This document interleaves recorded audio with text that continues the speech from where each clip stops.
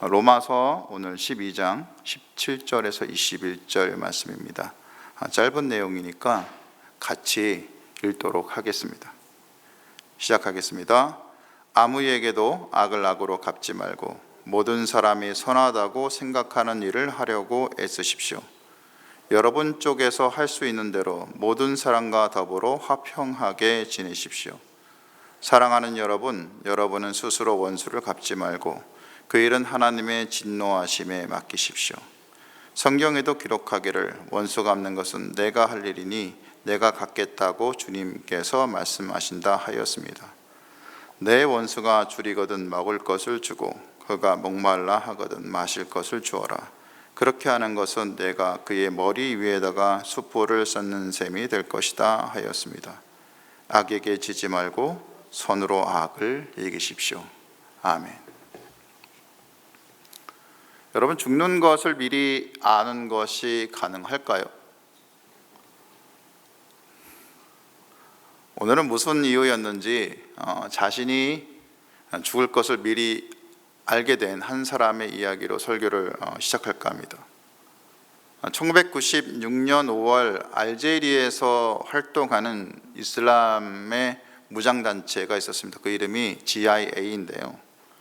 이 GIA가 알제리 시골에 있는 트라피스트 수도에 있는 수도사 7명을 납치했습니다. 그리고 특별한 요구를 하지 않고 오히려 그들을 참소한 사건이 있었습니다. 이 알제리는 당시 프랑스라고 연결되어 있어서 원래 프랑스의 식민지였던 곳이었기 때문에 프랑스 사회가 큰 충격에 빠졌습니다. 이 수도의 원장이었던 크리스티앙은 주민들에게 그냥 막 복음을 전하고 예수를 전도하고 그리고 강요하고 그렇게 하지 않았었습니다. 오히려 주민들을 불러서 일자리를 제공해주고 의료 서비스를 제공해주고 또 무슬림과 기독교인 사이에 자리를 마련해서 서로 대화를 나누면서 종교 간의 평화를 유지하기 위해서 노력했던 인물이었습니다. 그런데 이 GIA는 이 트라피스트 수도회가 굉장히 거추장스러웠던 모양입니다. 그래서 수도사들을 다 잡아서 죽인 겁니다. 그런데 이 사건이 있기 2년 전에 크리스티앙은 자신의 죽음을 안 것 같은 편지를 어머니한테 보냅니다. 자신의 죽음을 알고 그 자신을 죽을 사람을 용서한다는 내용의 편지를 써서 당시 프랑스에 살고 있었던 어머니한테 그 편지를 밀봉해서 보내고 나중에 그 자신이 참수되는 사건이 있는 이후에 그 편지가 열리게 되는 거죠. 거기에는 이렇게 자신의 마음을 밝혔습니다. 만약 언젠가 내가 알제리에서 테러의 희생자가 된다면 수도회와 교회와 가족은 저희 생명이 이미 하나님과 알제리에 바쳐졌다는 것을 기억했으면 합니다. 그리고 모든 생명의 유일한 주인 되신 분이 이 잔인한 이별에 대해 이미 알고 계셨다는 사실을 또한 기억했으면 합니다. 그날이 오면 저는 마음을 비울 겁니다. 장차 저를 쓰러뜨릴 그 사람을 진심으로 용서하겠습니다. 저를 두고 순진하고 이상적이라고 생각하는 사람들은 저의 죽음에 대해서 자기들이 맞았다고 얘기하겠지만 그들이 알아야 할 것은 이렇게 죽을 수 있는 것에 대해 제가 하나님께 감사한다는 사실입니다. 더하여 이 크리스티앙은 이렇게 덧붙입니다. 저희 마지막을 함께할 그 친구, 자기가 무슨 일을 하는지도 모를 그 당신을 여기에 포함시키고자 합니다. 당신을 하나님께 맡깁니다. 아버지 하나님이 허락하신다면 언젠가 낙원에서 선한 강도가 되어 당신을 만나기를 원합니다. 아마 이 수도사에게 하나님께서 무슨 마음을 주셨다는 게 거의 확실한 것 같습니다. 그분에게 알려주셔서 자신의 죽음을 예측하고 죽음을 예비하게 하였고 자기 죽일 사람을 미리 용서하였고 그 역시 구원에 이르기를 원했던 겁니다. 아마 실제로 죽음을 당할 때도 이걸 기억하고 담담히 죽음을 맞아들일 수 있었겠죠. 바울도 로마서를 쓰면서 아마 앞으로 닥칠 일에 대해서 뭔가 느끼지 않았을까 하는 생각을 해봅니다. 왜냐하면 로마서 12장 이후의 로마서 내용은 복음을 어떻게 실천해서 살아갈 건지에 대한 부분입니다. 그 서론이 사실 12장인 거죠. 근데 그 서론 부분에서 나와 있는 것의 핵심이 바울이 뭐라고 하냐면 이 핍박에도 불구하고 그리스도인들이 세상을 변화시킬 방법에 대해 말하고 있기 때문입니다. 로마서가 쓰인 시기는 사실 네로 황제가 즉위하기 얼마 전입니다. 그리고 네로 황제의 집권 시기에는 여러분도 아시겠지만 기독교인에 대한 대대적인 핍박이 있었죠. 아마 교회는 이 로마서를 읽고 또 읽었을 겁니다.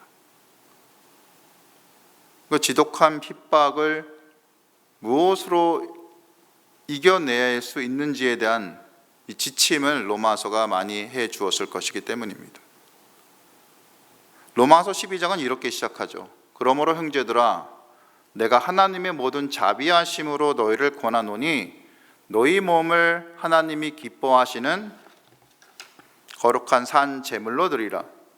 이는 너희가 드릴 영적 예배니라. 여기서 거룩한 산 제물이 무엇입니까? 내가 죽는 겁니다. 내가 죽고 내 안에 예수께서 사시는 겁니다. 나는 이미 제물이 되어서 죽는 자가 되는 겁니다. 이게 영적 예배란 겁니다. 그리고 바울은 이어서 말합니다. 너희는 이 세대를 본받지 말아라. 오직 마음을 새롭게 하여서 변화를 받아서 하나님이 선하시고 기뻐하시고 온전하신 뜻이 무엇인가 분별하도록 하라. 로마가 주는 세상의 가치, 로마가 주는 힘의 가치에 대해서 순응하지 않을 방법은 내 마음이 예수로 가득 채워질 때란 겁니다. 그래서 이렇게 변한 사람이 하나님의 뜻을 알아서 순종하며 그 사회를 변화시킬 사람이 될 수 있다는 겁니다. 바울은 이어서 이 12장 14절에서 어제 본문입니다. 너희를 박해하는 자를 축복하라고 얘기합니다. 그리고 오늘 본문 17절에서 아무에게도 악을 악으로 갚지 말고 선한 일을 하라고 얘기하고 맨 마지막에 똑같은 말로 악에게 지지 말고 선으로 악을 이기라 라고 말합니다. 이 본문들은 무엇을 말합니까? 예수께서 말씀하신 원수를 사랑하라, 이거를 실천하라는 거죠. 근데 한번 생각해 봅시다. 말이 원수를 사랑하라지 그게 어찌 쉬운 얘기입니까? 당시 상황은 더더군다나 힘들었을 겁니다. 누가 자기 아들을, 자기 딸을 죽여서 꼬챙이에 깨서 불을 태워서 거리를 가로등으로 사용하는 그 나라 민족을 쉽게 사랑할 수 있겠습니까? 누가 자기 부모를 배고픈 사자의 먹이로 던져주면서 기뻐하는 민족을 쉽게 사랑할 수 있겠습니까? 불가능하죠. 그런데 초대 교인들은요, 카타콤 지하에 대물려 살면서 또 노예로 잡혀서 노예로 이리저리 시달리고 살면서도 말씀대로 사랑을 전하는데 머뭇거리지 않았습니다. 제국 내 500만 명이 죽어간 안티오니우스 전염병이 있었습니다. 근데 거기서 사랑과 희생으로 병자들을 돌봐서 많은 사람들을 감동시켰고, 키프레아누스 전염병 때는 수많은 로마인들이 환자들을 피해서 도망가서 도시를 떠났지만 교회는 남아서 사랑을 전하고 간호를 했습니다. 이처럼 성령의 불을 가슴에 담고 예수의 사랑을 전한 덕분에 수많은 사람들이 감동을 받게 되었고 교회로 들어오게 되었고 로마에서 교회가 인정받게 됩니다. 그들은 선으로 악을 이긴 겁니다. 만약 교회가 말씀을 따르지 않고 로마 사회에서 아니 이것들이 어떻게 우리를 이렇게 공격해하고 대적해서 싸웠다면 교회는 그들에게 감명을 주기는커녕 악한 종교로 오명을 덧쓰고 이 땅에서 사라졌을지도 모릅니다. 로마 교회는 악을 악으로 갚지 않고 선을 추구했습니다. 오늘 말씀처럼 화평을 추구했습니다. 원수 갚음을 하나님께 맡겼습니다. 원수들이 죽어갈 때 먹이고 보살피고 마시게 했습니다. 선으로 악을 이긴 겁니다. 이것이 교회가 악을 이기는 방법이며 예수께서 모든 죄와 악을 이기고 십자가상에서 행하신 방법이기도 합니다. 1965년 3월에 미국의 엘레베마주의 셀마라는 곳이 있습니다. 들어보신 분도 있을 텐데요. 이 셀마는 절반이 그 당시에 흑인이었는데 이 투표권의 흑인 유권자는 1%도 채 되지 않았습니다. 흑인들은 투표권을 보장하기 위해 행진을 벌였죠. 하지만 경찰은 무차별적으로 폭행을 하면서 탄압을 했고 그 중에 지미리 존스라는 청년이 총으로 맞아 죽습니다. 그가 총에 맞은 이유는요, 어머니를 무차별적으로 이렇게 곤봉으로 때리는 그 경찰한테 달려들었다고 총에 맞은 겁니다. 이 사건을 계기로 흑인들의 분노는 정점에 달합니다. 하지만 그 청년의 장례식에서 마틴 루터킹 목사는요, 용서와 사랑을 선언합니다. 경찰들을 용서하고 살인자들을 용서하고 박해자들을 용서하라는 겁니다. 그리고 이 킨 목사와 모여든 흑인들은 이 셀마란 곳에서 약 90km 떨어진 몽고메리까지 행진을 합니다. 평화의 행진을 하는 거죠. 이것이 유명한 마틴 루터킹 목사의 행진입니다. 그리고 몇 개월 후에 당시 미국의 대통령인 린든 존슨은 흑인의 선거권을 보장하는 법률에 서명을 하게 됩니다. 이처럼 용서와 사랑은 놀라운 결과를 만들어냈습니다. 만약 악을 악으로 갚아서 흑인 청년이 죽었을 때 분노를 이기지 못하고 흑인들이 폭동을 일으켰다면 아마 당장 그들의 속은 시원했겠죠.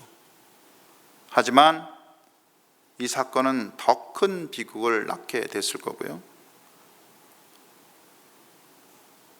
세대를 바꾸는 그러한 결정이 아니라 단순한 흑인들의 폭동으로 역사에 기록되었을 겁니다. 모두들 감정을 추스르고 용서하고 평화를 추구했기 때문에 흑인들은 피선거권과 그다음에 선거권을 받을 수 있었고 우리가 잘 아는 역사적인 미국의 흑인 대통령 오바마가 그래서 탄생할 수 있었습니다.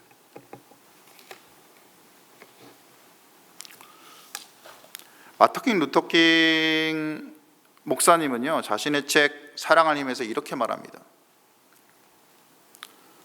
원수를 사랑하라는 명령만큼 따르기 어려운 것은 없을 것입니다. 그러나 원수를 사랑하라는 명령은 유토피아를 꿈꾸는 몽상가의 비현실적인 명령은 아닙니다. 인류 생존을 위해 절대적으로 필요한 명령입니다. 원수까지 사랑하는 것은 우리 세계가 직면한 문제를 풀어줄 열쇠이기 때문입니다. 미움을 미움으로 갚으면 미움만 늘어날 뿐입니다. 파멸의 소용돌이처럼 미움은 미움을 더하고 폭력은 폭력을 더하고 완강함은 완강함을 더합니다. 원수를 친구로 바꿀 수 있는 능력은 사랑에만 있습니다. 사랑은 결국 변화를 만들어 갑니다.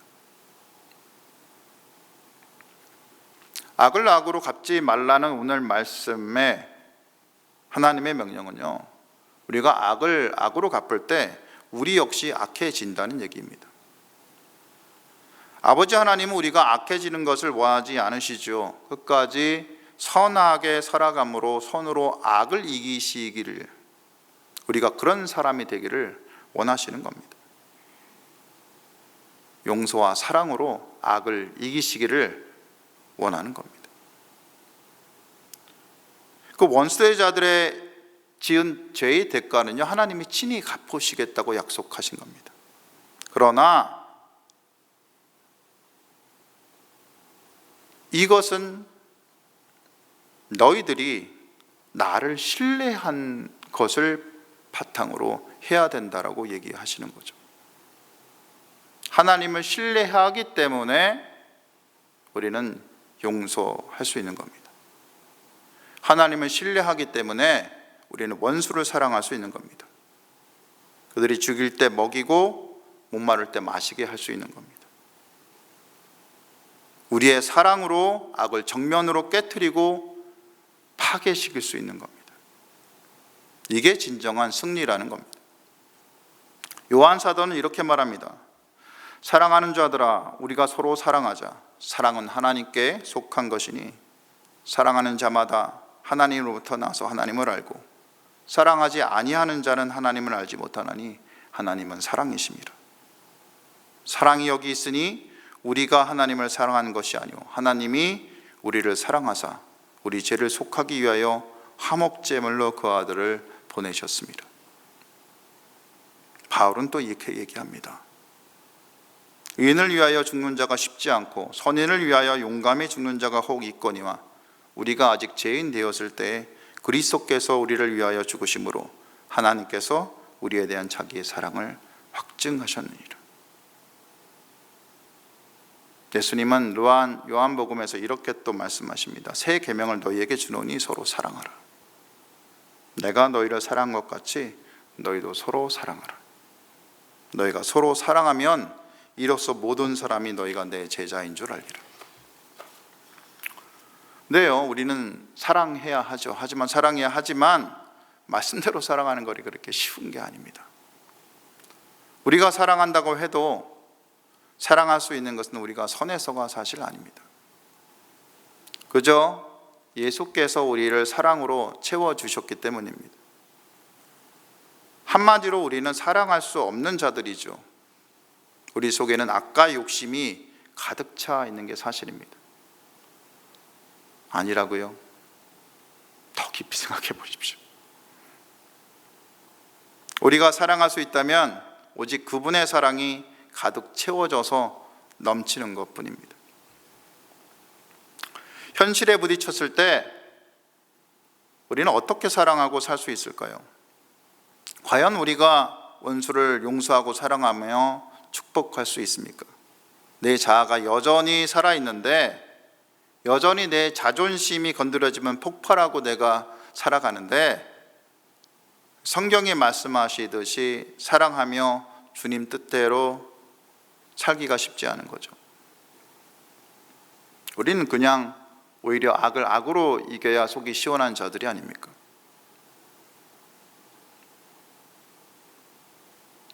영화 보면 그냥 히어로가 나타나서 두드러 패야지 속이 시원하지 않습니까? 그렇죠? 그럼에도 사랑하며 살고자 결심한다면 저와 여러분이 할 수 있는, 그리고 제가 생각하는 유일한 길은 내가 죽는 길밖에 없습니다. 오직 내가 죽고 내 안에 예수께서 사시는 길밖에 없어요. 내 자아가 주님과 함께 십자가에 죽고 예수가 사신다면 비로소 우리는 사랑할 준비가 된 겁니다. 우리가 복음에 부딪혀서 나를 위하여서 죽으신 예수님이 어떤 분이신지 알고 그분의 사랑에 덮여서 진심으로 그분께 무릎 꿇어 엎드리면 그런 나에게 내 속에 내가 죽고 예수가 살게 되는 겁니다. 그리고 내 속에서 성령이 움직이시면서 내가 내 뜻대로 살아서 악을 행하지 않고 주님의 뜻대로 살아서 선을 행할 수 있는 자가 되는 겁니다. 그러니까 오늘 말씀이 그렇게 간단하지 않아요. 내가 죽어야지 가능한 일입니다. 어떻게 죽습니까? 주님 앞에 바싹 엎드려야 됩니다.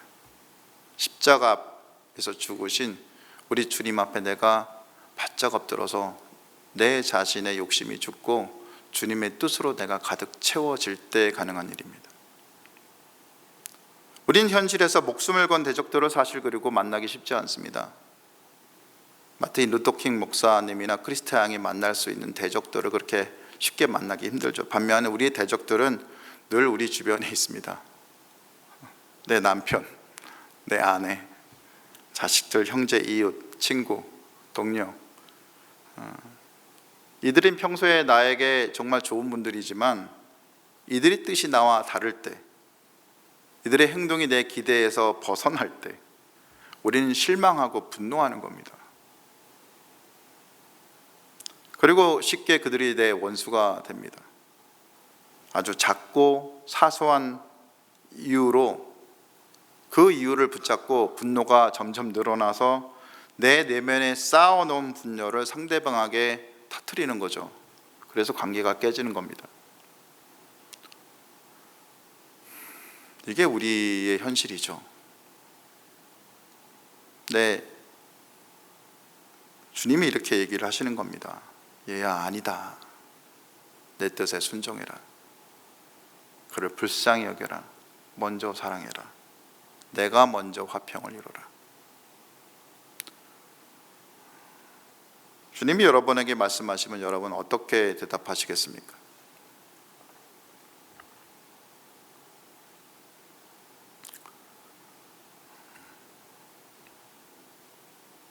우리가 하나님 앞에 정말 엎드려서 내 주변을 정말 사랑하고 내 마음에 그렇게 잘 듣지 않더라도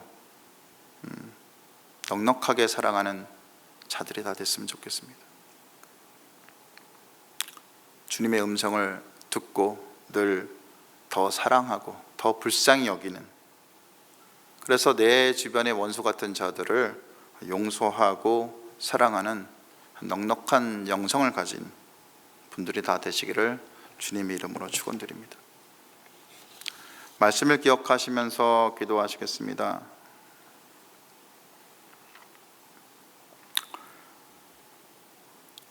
하나님은 우리에게 사랑하라고 얘기하십니다. 나에게 악이 부딪혀 올 때 그 악을 분노하여서 내 악으로 다시 되갚으려 하지 말고 내 마음속에 넉넉함을 네가 두고 그냥 네가 죽고 네 속에 예수께서 살아감으로 그 예수의 마음으로 넉넉하게 그들을 안아주고 포용해주고 이해해주고 사랑해주고 그렇게 살기를 원하십니다.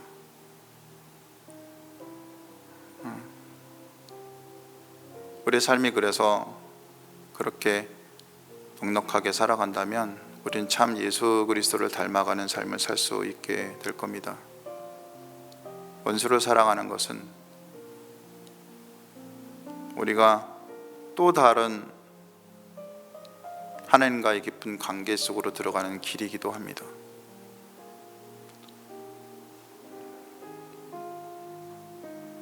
그리고 원수를 사랑하는 것은 세상의 악을 참으로 선하게 바꿀 수 있는 열쇠이기도 합니다. 그것을 생각하면서 내가 주님 앞에 엎드려서 그 악을 이기는 선을 행하는 자가 될 수 있도록 이 시간 기도해 나가도록 하겠습니다. 기도하시겠습니다.